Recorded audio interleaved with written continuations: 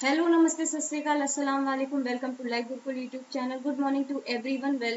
आज मैं प्राची सिंह आप सभी के सामने लेकर आई हूँ करंट अफेयर का एक नया सेशन जिसमें हम डिस्कस करेंगे 31 जुलाई की करंट अफेयर्स को। तो चलिए अपने सेशन को स्टार्ट करते हैं। बट उससे पहले अगर अभी आपने लाइव गुरुकुल को सब्सक्राइब नहीं किया है तो जरूर से जरूर सब्सक्राइब कर लें। तो चलिए देखते हैं आज का हमारा पहला क्वेश्चन क्या है। तो आज का हमारा पहला क्वेश्चन है, when was human trafficking day celebrated. अभी रिसेंटली हाल ही में ही मानव तस्करी दिवस मनाया गया है। तो यही पूछा जा रहा है कि वो मानव तस्करी दिवस कब मनाया जा रहा है।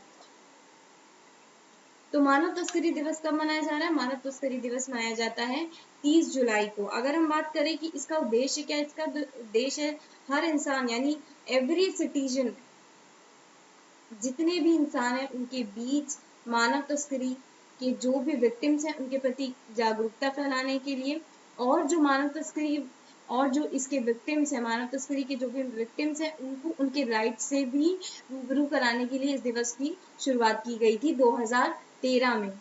इसकी शुरुआत जो हुई थी वो 2013 में हुई थी, महासभा द्वारा हुई थी। अगर हम बात करें कि इसकी थीम क्या है,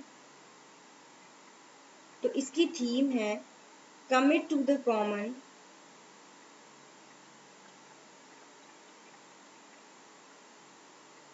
working on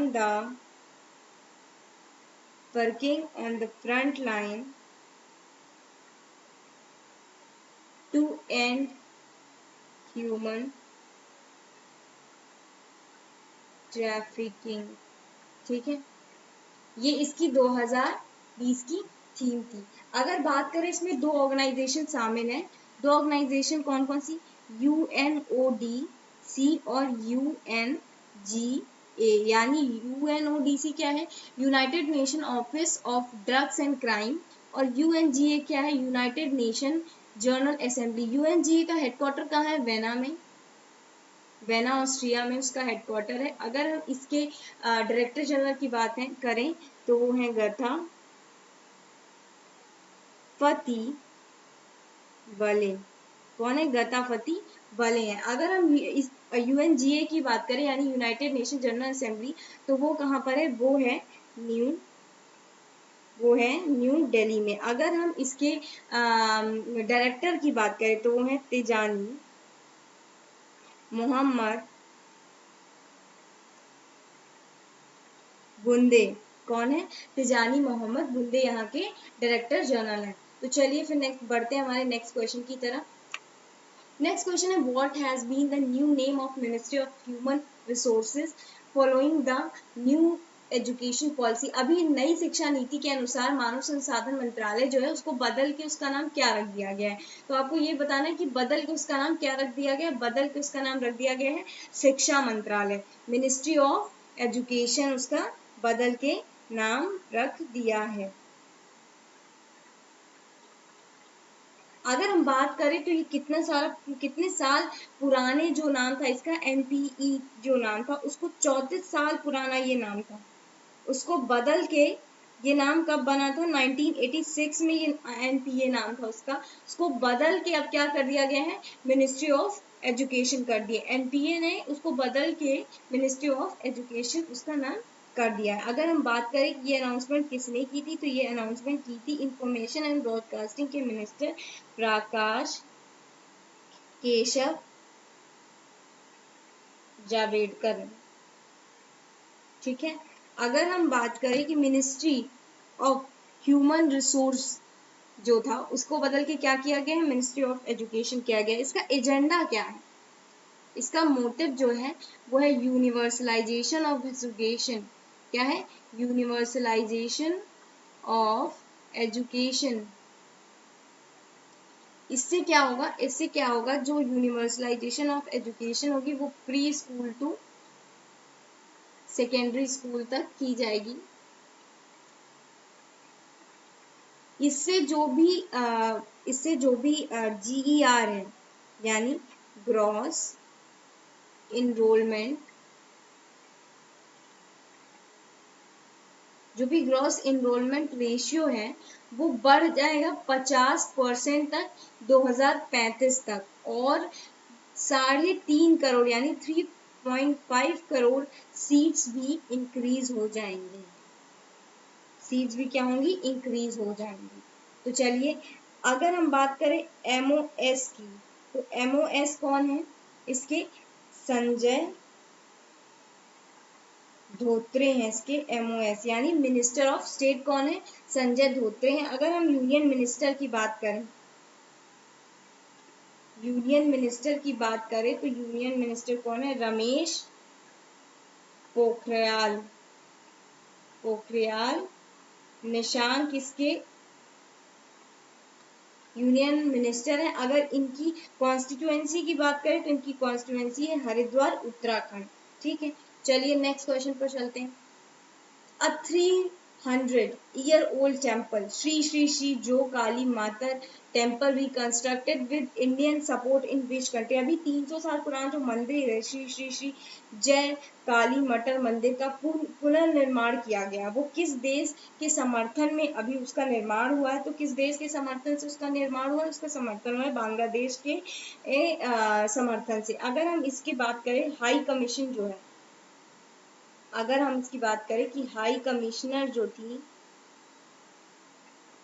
high commissioner Rewa Ganguly, कौन, रीवा गांगुली दास ने इसको इनॉग्रेट किया था, रीवा गांगुली दास ने इसको इनॉग्रेट किया था। अगर हम बात करें तो ये MOU ने इसका रिकंस्ट्रक्शन जो हुआ है, जो MOU साइन हुआ था, वो साइन इस टेम्पल का जो MOU साइन हुआ था ये कहाँ पे है, लाल बाजार नटोरे। ये जो MOU साइन हुआ था वो कब वो MOU साइन हो गया था 23 अक्टूबर 2016 तक ये MOU साइन हो गया था। बट अभी जो है इसका पुनर्निर्माण करने के लिए बांग्लादेश ने इंडिया का समर्थन किया है। तो अगर हम बांग्लादेश की बात करें तो इसकी कैपिटल की तो बात करेंगे ही करेंगे, क्या है, ढाका इसकी कैपिटल है।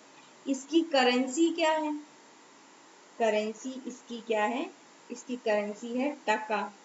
अगर हम इसके प्राइम मिनिस्टर की बात करें तो वो है शेख हसीना, इसके प्राइम मिनिस्टर कौन है, शेख हसीना। अगर हम प्रेसिडेंट की बात करें तो प्रेसिडेंट है मोहम्मद अब्दुल हामिद। ठीक है, तो इतना क्लियर है। चलिए नेक्स्ट क्वेश्चन पर चलते हैं। ये है उस जो है क्या कहते हैं कि मंदिर की पिक्चर, और ये तो बांग्लादेश का ही है। ठीक है, चलिए next. Which district tops NITI Aayog delta ranking of aspirational districts for Feb-June 2020। अभी फरवरी 2020 के लिए एस्पिरेशनल जिलों की नीति आयोग डेल्टा रैंकिंग में कौन सा जिला शीर्ष पर आया है। तो कौन सा जिला शीर्ष पर आया, अगर हम उस जिले की बात करें तो वो जिला कौन सा है, वो है बिजपुर। अगर हम बिजपुर की बात करें तो ये डेल्टा रैंकिंग किसकी, ये delta ranking for aspirational district by government, कौन सी government, think tank NITI Aayog, NITI Aayog द्वारा। नीति आयोग का फुल फॉर्म क्या है, नेशनल इंस्टीट्यूशन फॉर ट्रांसफॉर्मिंग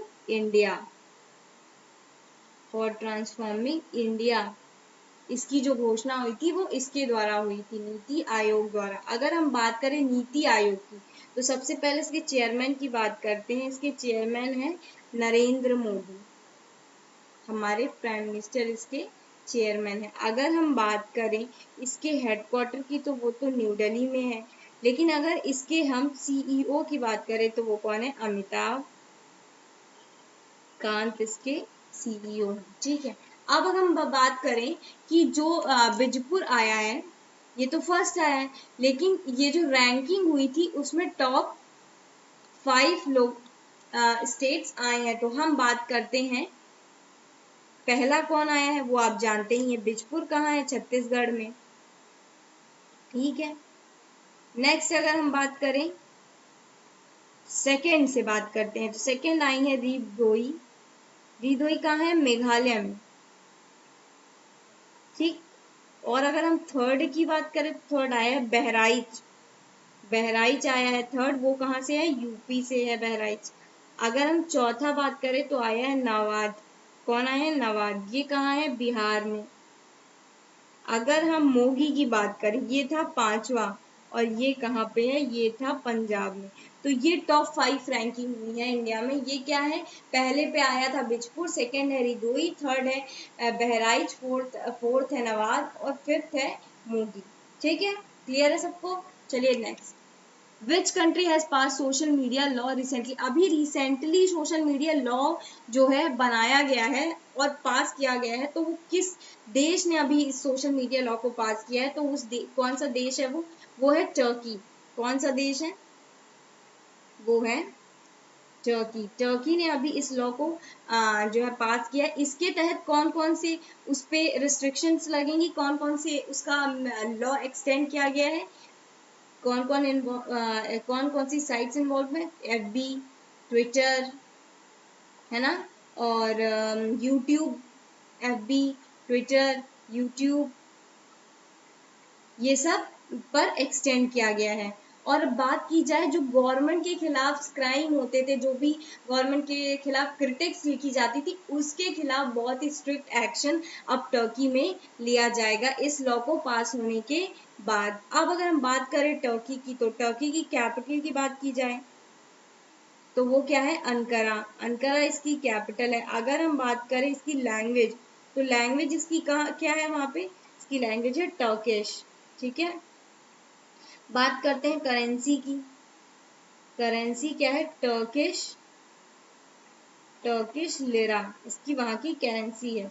अगर हम प्रेसिडेंट की बात करें तो वो है रिसेप तैयब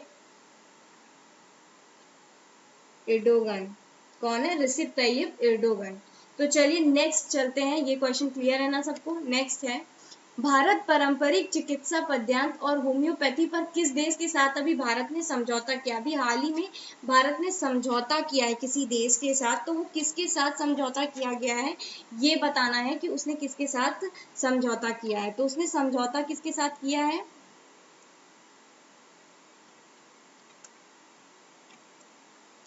एक सेकंड,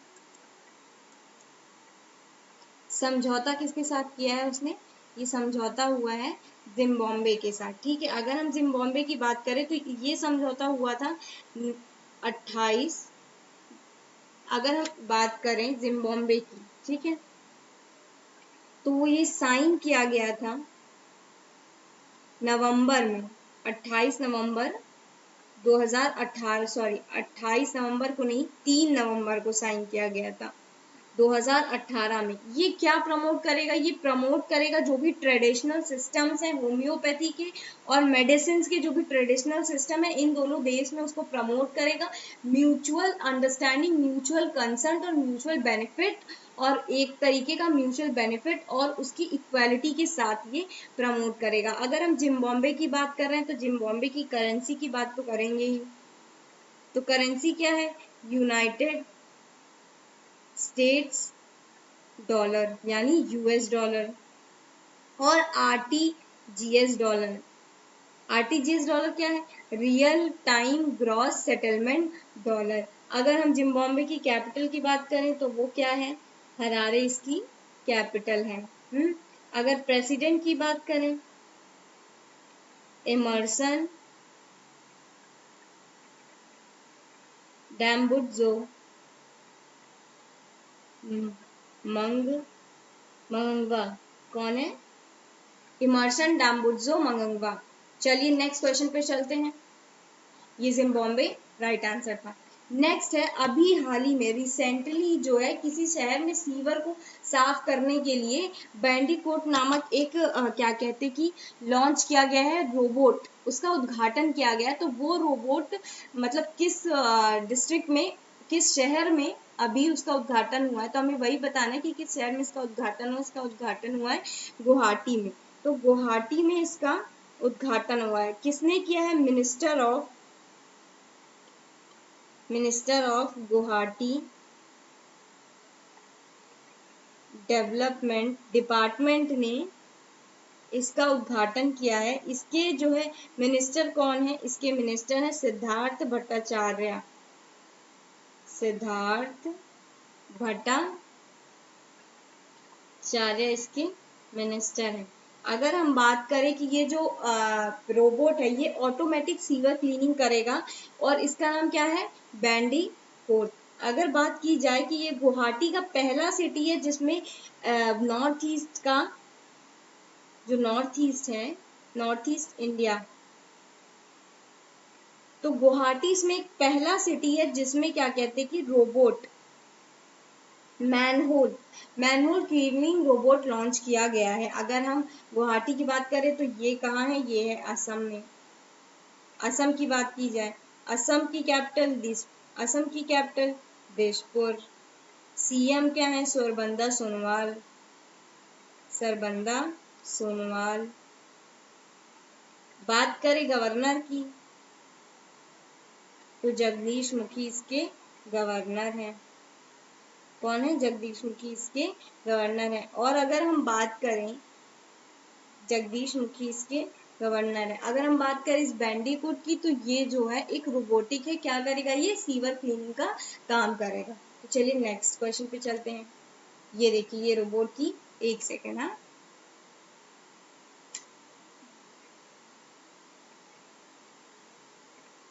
ये देखिए ये है रोबोट की पिक्चर। तो चलिए नेक्स्ट क्वेश्चन पे चलते हैं। Who became the seventh bowler to take 500 test wickets recently? अभी रिसेंटली एक बॉलर थे, उन्हें 500 टेस्ट विकेट्स लेने का रिकॉर्ड, 7th बॉलर होने का रिकॉर्ड बनाया। तो वो कौन है?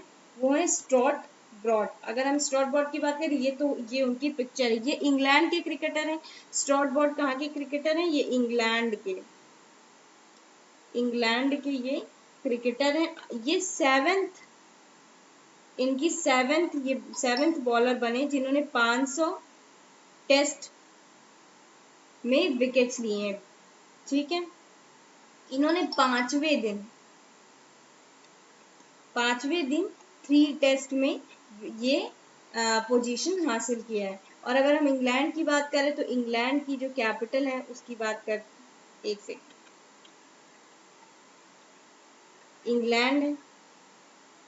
इंग्लैंड की कैपिटल की बात करते हैं, लंदन है। अगर हम करेंसी की बात करेंगे तो वो पाउंड स्टर्लिंग करेंसी है यहाँ की। ठीक है, और यहाँ के पीएम की बात करें तो वो हैं बोरिस जॉनसन। इतना सबको क्लियर हो गया? तो चलिए नेक्स्ट क्वेश्चन पे चलते हैं। How many $1 million has been given by ADB to India to fight COVID-19 recently? अभी रिसेंटली जो ADB बैंक है यानी एशियन डेवलपमेंट बैंक है उसने जो है कितने $1 million इंडिया को दिए हैं कोविड-19 से फाइट करने के लिए, कोविड-19 से लड़ने के लिए? तो वो दिया है $3। अगर हम एडीबी की बात करें तो ये एशियन डेवलपमेंट बैंक है। ये देखिए एडीबी की पिक्चर। अगर हम एडीबी की बात करें तो उसका हेडक्वार्टर कहाँ है? उसका हेडक्वार्टर है मदलुआंग फिलीपींस में। अगर हम प्रेसिडेंट की बात करें तो वो है मसतुगा अस्वाका, उसके प्रेसिडेंट है। ये कब इसकी फॉर्मेशन कब हुई थी? तो फॉर्मेशन इसकी हुई थी 1 दिसंबर 1966 में इसकी फॉर्मेशन की गई थी। इसमें टोटल कितनी कंट्रीज मेंबर्स हैं? तो वो है 68 कंट्रीज। इसका पर्पस क्या है? इसका पर्पस है एक इकोनॉमिक डेवलपमेंट, इसका पर्पस है। तो इसने अभी हाल ही में इंडिया को जो कोविड-19 पैंडेमिक चल रहा है उससे उसको लड़ने के लिए उससे थोड़ी सी उसको फाइनेंशियल स्टेबिलिटी देने के लिए इंडिया को एशियन डेवलपमेंट बैंक ने भी $3 million की उसको सहायता प्रदान की है। तो ये था आज का हमारा सेशन। अगर आपको पसंद आया हो ये सेशन तो ज़रूर लाइक करें, शेयर करें अपने दोस्तों में, और लाइव ग्रुप को ज़रूर सब्सक्राइब करें। उसी कोरोना टाइम में अच्छे से रहिए, घर पे रहिए, स्वस्थ रहिए, लेकिन पढ़ाई तो करते रहिए क्योंकि पेपर तो होने ही है। तो चलिए आज के लिए इतना ही। Thank you so much, bye bye all, stay safe, stay healthy, stay